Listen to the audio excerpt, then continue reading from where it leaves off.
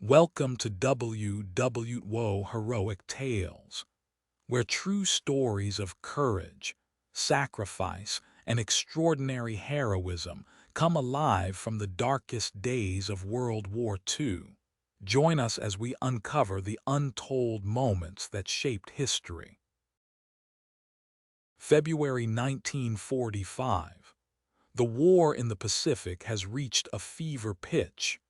American forces are advancing across the ocean, island by bloody island, on a direct path to the Japanese mainland. In their way lies a formidable obstacle, a tiny pork chop-shaped piece of volcanic rock just 8 square miles in area, Iwo Jima. To the strategic planners in Washington, this island was not just another target. It was an essential stepping stone. Its 3 airfields were critical for the American bombing campaign against Japan. U.S. Army Air Force's B-29 Superfortress bombers, flying from the distant Marianas, were being savaged by Japanese fighters based on Iwo Jima. The island also served as an early warning station, giving Tokyo hours of notice before a raid. Capturing Iwo Jima would neutralize this threat and provide a vital emergency landing base for crippled B-29s returning from their perilous missions. But the Japanese knew its value as well. The island had been transformed into one of the most formidable fortresses on Earth. Under the command of the brilliant and ruthless General Tadamichi Kuribayashi, 21,000 Japanese defenders had spent months burrowing into the soft volcanic rock. They constructed a subterranean labyrinth of over 11 miles of tunnels, connecting thousands of meticulously placed pillboxes, blockhouses, and artillery positions. Kuribayashi had forbidden the traditional, suicidal banzai charges. His orders were explicit. His men were to fight from their defensive positions, and each was to kill 10 Americans before they themselves were killed. The island was a death trap, designed to inflict maximum casualties and bleed the American war machine dry. The landscape itself was an enemy, a desolate expanse of black volcanic ash, sharp rock and sulfurous steam hissing from geothermal vents, giving the island its name, Sulphur Island. It was into this inferno that the United States Marine Corps was about to be thrown. They were expecting a tough fight, but no one could truly comprehend the meat grinder that awaited them. The dawn of February 19, 1945, broke over a gray, turbulent sea. An immense American fleet, the largest ever assembled for a single Pacific operation, lay anchored off the coast of Iwo Jima. For 3 days, naval guns had pounded the island, attempting to soften its defenses. But the bombardment, while visually spectacular, had barely scratched the surface of Kuribayashi's underground fortress. At 9 o'clock, the ramps of the landing craft slammed down, and the first waves of Marines from the 4th and 5th Divisions stormed ashore. They were met not with the expected hail of machine gun fire, but with a deceptive, eerie silence. The Japanese, following Kuribayashi's disciplined strategy, held their fire, luring the Americans onto the beaches. As the Marines struggled through the course, black volcanic ash, their boots sinking deep with every agonizing step, the trap was sprung. Suddenly, the island erupted. Mortars, artillery, and machine gun fire rained down from concealed positions on the high ground, particularly from the dominant terrain feature at the southern tip of the island. The 550-foot dormant volcano, Mount Suribachi. The beach became a chaotic killing field. The soft ash bogged down tanks, jeeps, and men alike, making them stationary targets.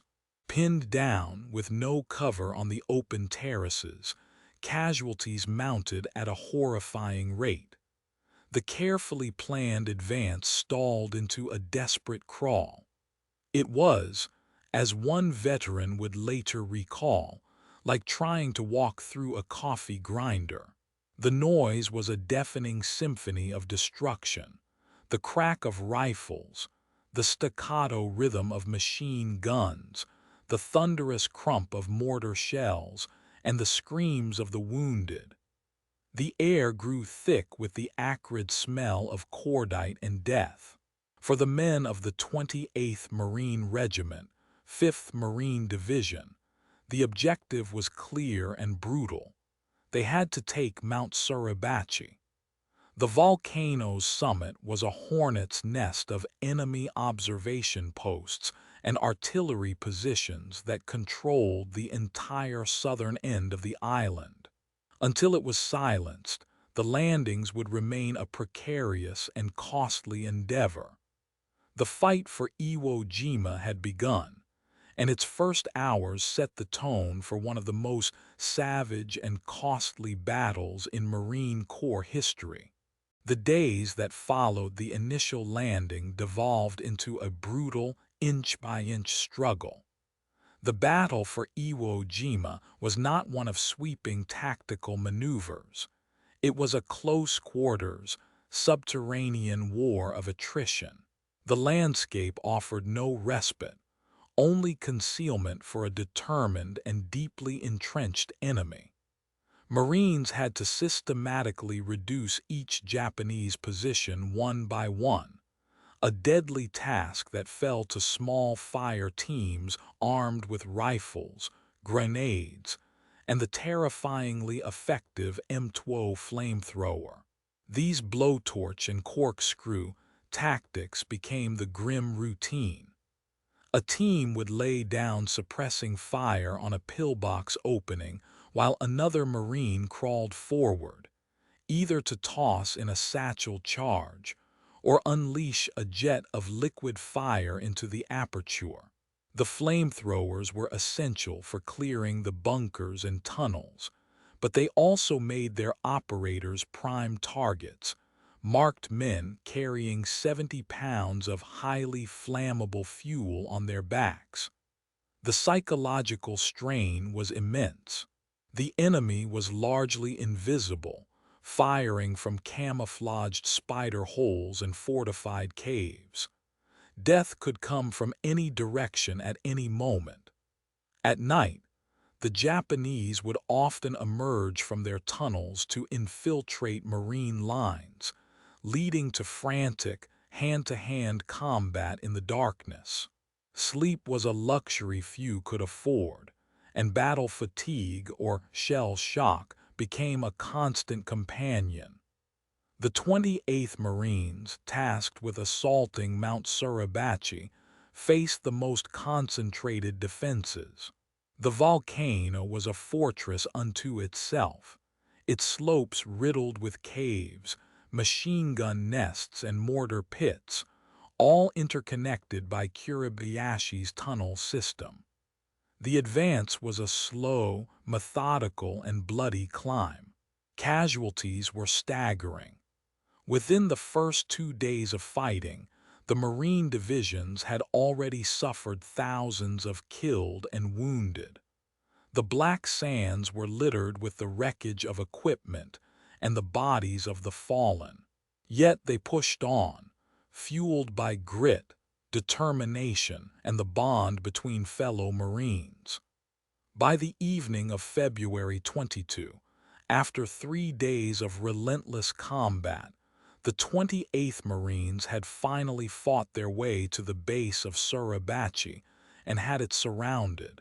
The main Japanese force had withdrawn into the mountain's labyrinthine tunnels, preparing for a final stand.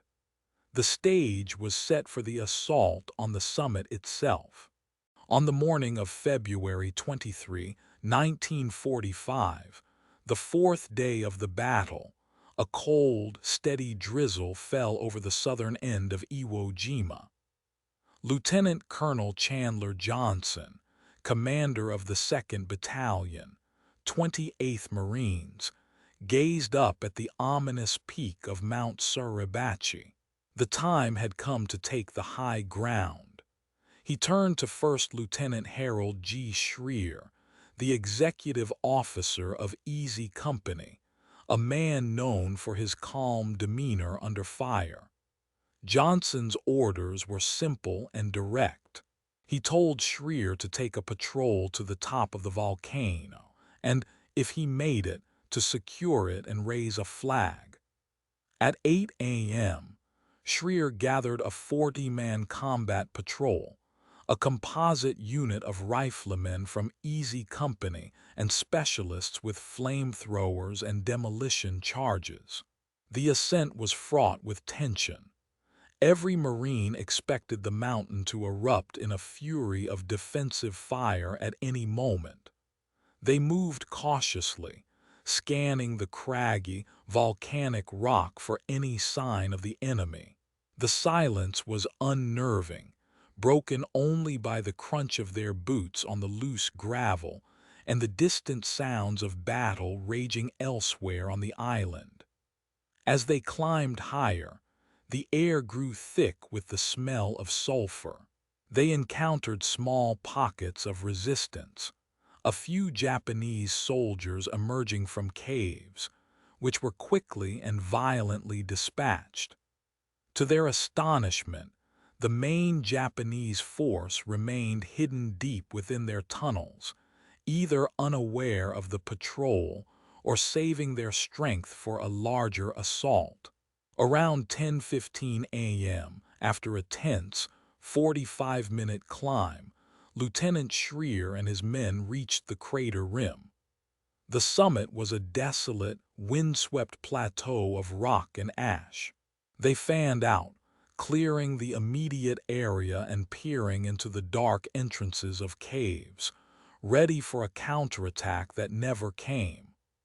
The highest point on Iwo Jima, the strategic key to the southern sector, had been taken. The men felt a mixture of relief, exhaustion, and triumph. They had accomplished their mission against incredible odds, but one final task remained, the one that would signal their victory to every man fighting and watching below. Amid the rubble and debris on Suribachi's summit, Lieutenant Schreer's patrol searched for something to serve as a flagpole. They found a 20-foot section of Japanese water pipe, heavy and cumbersome. A small American flag, measuring 54 by 28 inches, was produced. This particular flag had been carried ashore in a map case by the battalion's adjutant, Lieutenant George Greeley Wells, who had taken it from the transport ship USS Missoula. Lieutenant Schreer, Sergeant Henry Hansen, and Corporal Charles Lindbergh fastened the flag to the pipe.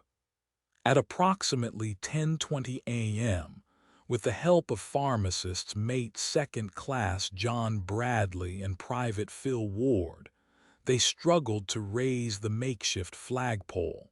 As the stars and stripes unfurled in the stiff wind, a powerful, spontaneous roar erupted from below. Marines fighting in the shadow of the mountain looked up and saw the symbol of their nation flying from the summit. On the beaches, men stopped what they were doing, stood up, and cheered. The sound cascaded across the island, a wave of pure, unadulterated morale. Out at sea, the ships of the massive naval task force sounded their horns and whistles in a deafening salute. For the men who had endured 4 days of hell, it was a profound psychological turning point. The sight of the flag confirmed that their sacrifice was not in vain. They were winning. This was the moment of victory on Suribachi, captured on film by Marine photographer Staff Sergeant Louis R. Lowery. His photographs documented the raw emotion of the event, the grit of the men, the stark landscape, and the triumphant flag. This first flag raising was the event that truly mattered to the Marines on Iwo Jima. It was a tangible sign that the most formidable obstacle in their sector had fallen. Secretary of the Navy James Forrestal had just come ashore when the flag went up.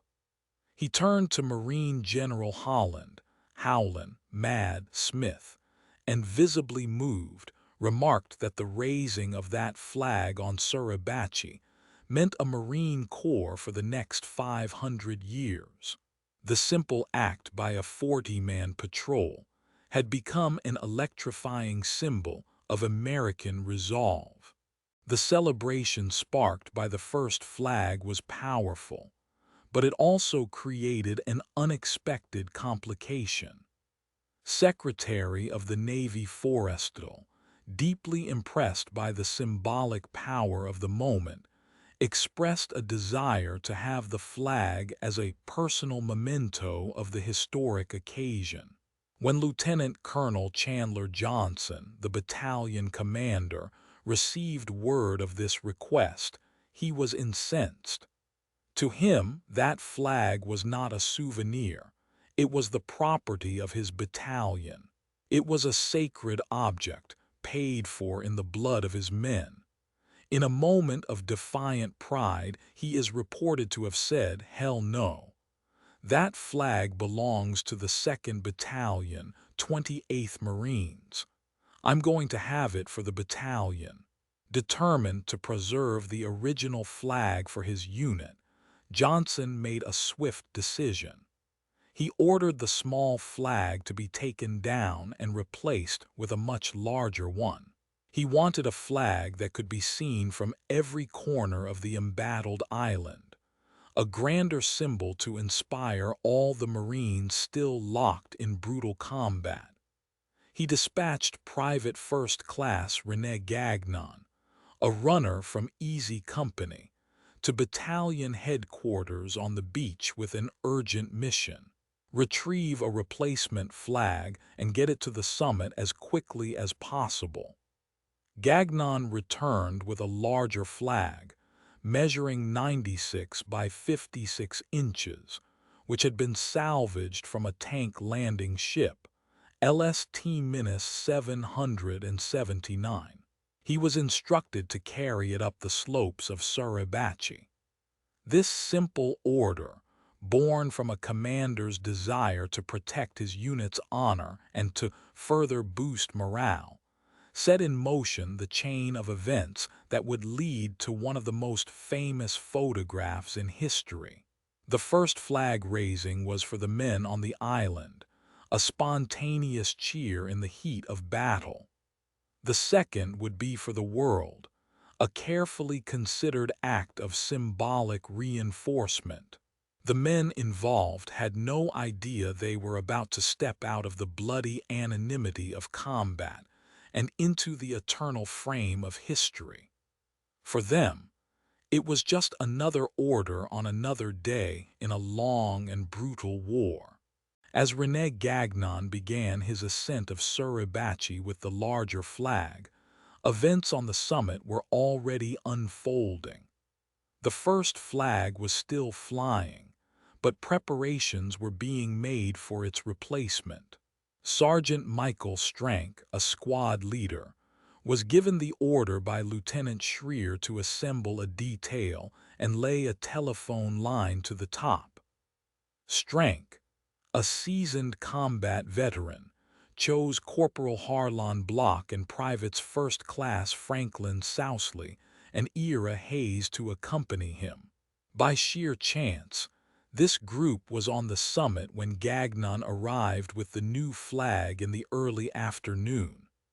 At the same time, A small group of combat photographers was making their own way up the volcano, hoping to capture the aftermath of the morning's victory.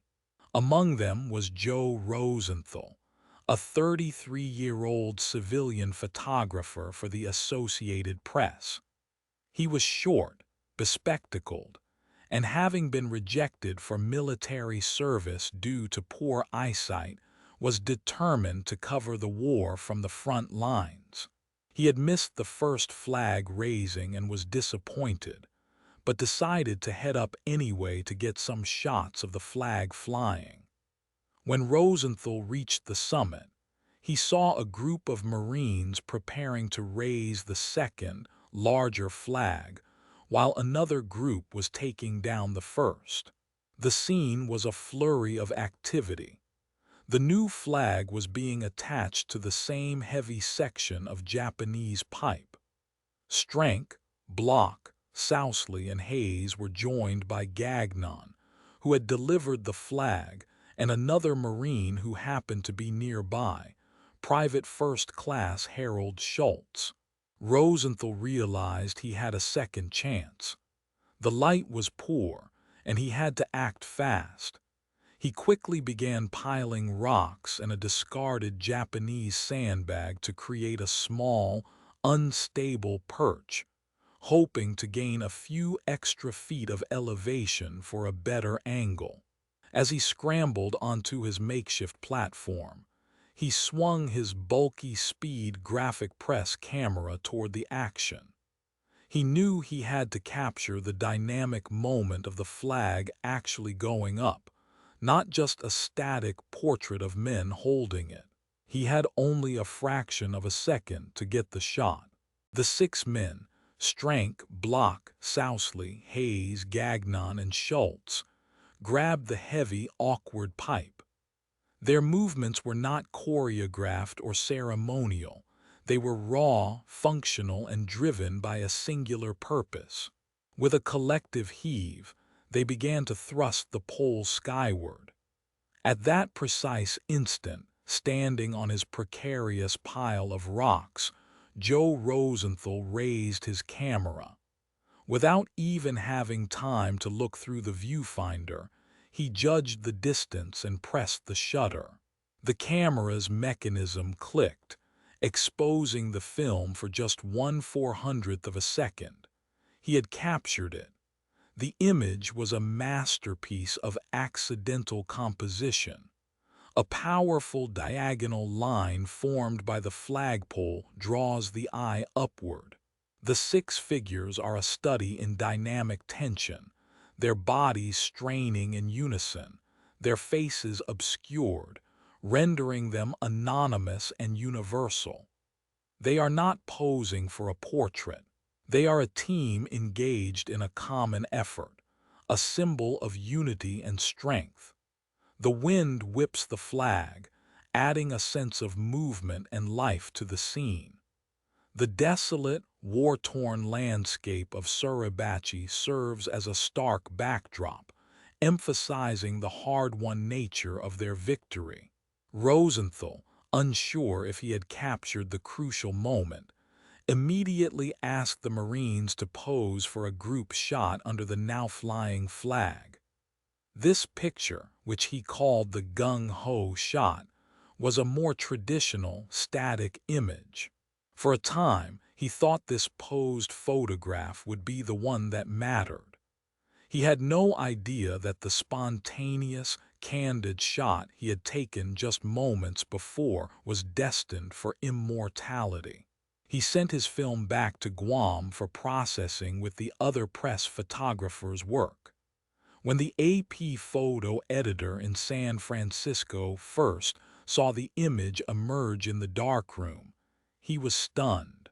He exclaimed that it was one for all time and immediately transmitted it over the wire. Within hours, the photograph was appearing on the front pages of newspapers across the United States, a powerful, electrifying image of triumph from the heart of one of the war's most brutal battlefields.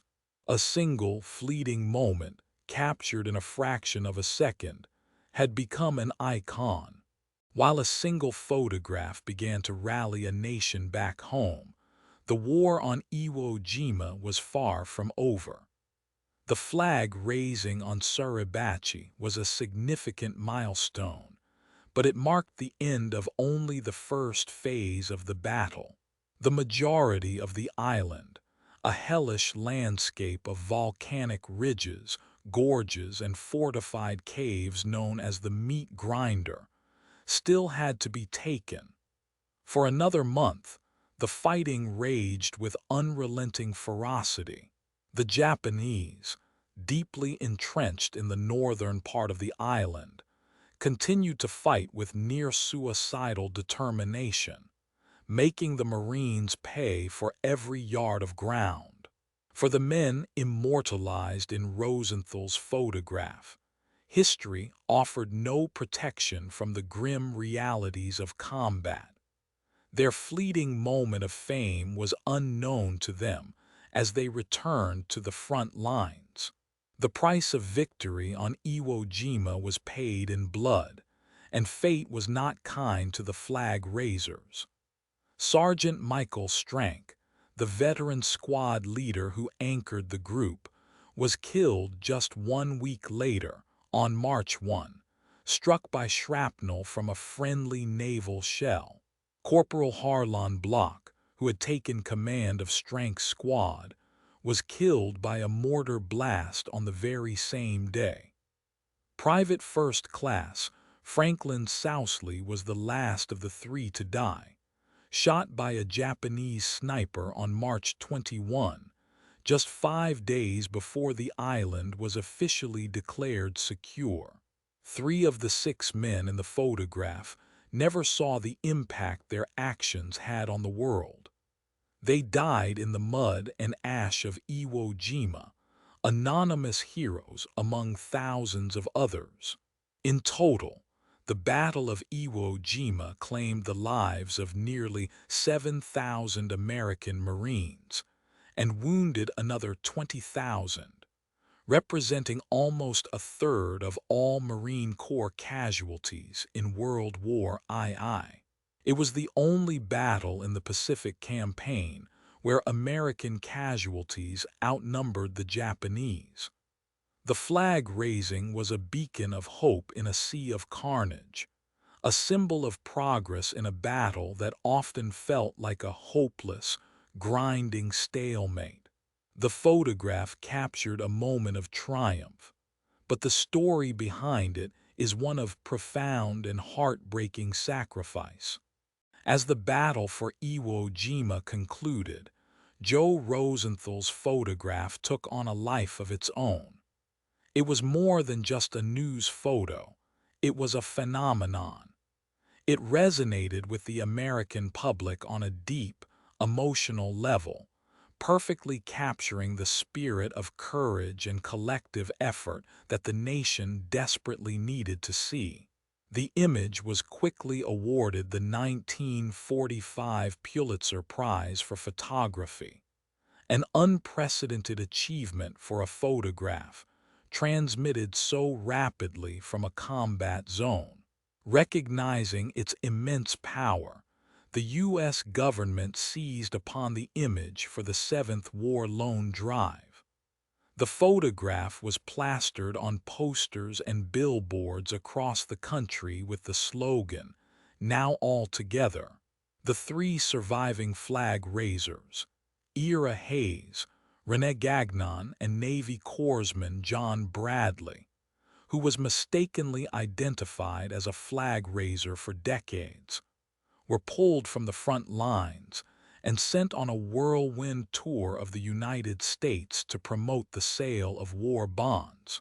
The campaign was an astonishing success, raising over $26 billion, more than double its goal. This was enough to fund a significant portion of the final push against Japan.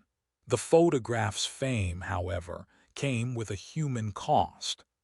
The survivors, particularly the Native American Marine Ira Hayes, struggled under the weight of their unwanted celebrity.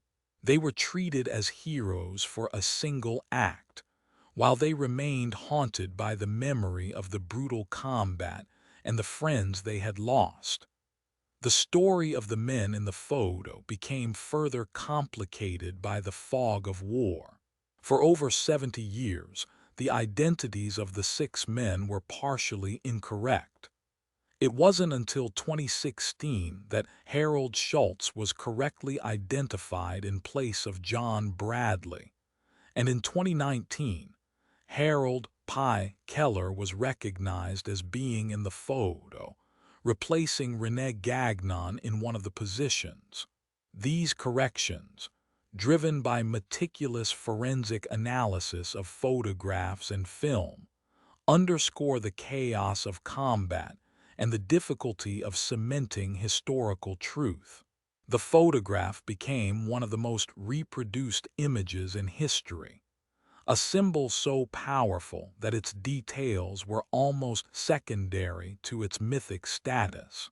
The legacy of Joe Rosenthal's photograph extends far beyond its initial impact as a tool for morale and fundraising. It has become an enduring part of the American cultural fabric, a timeless symbol of patriotism, unity, and sacrifice. Its most prominent physical manifestation is the Marine Corps War Memorial, located near Arlington National Cemetery. Sculptor Felix de Weldon was so moved by the image that he immediately created a scale model. After the war, he was commissioned to create a massive 100-ton bronze statue based on the photograph. Dedicated in 1954, the memorial stands as a tribute to all Marines who have died in defense of the United States since 1775. The flag on the memorial flies 24 hours a day by presidential proclamation, a perpetual honor.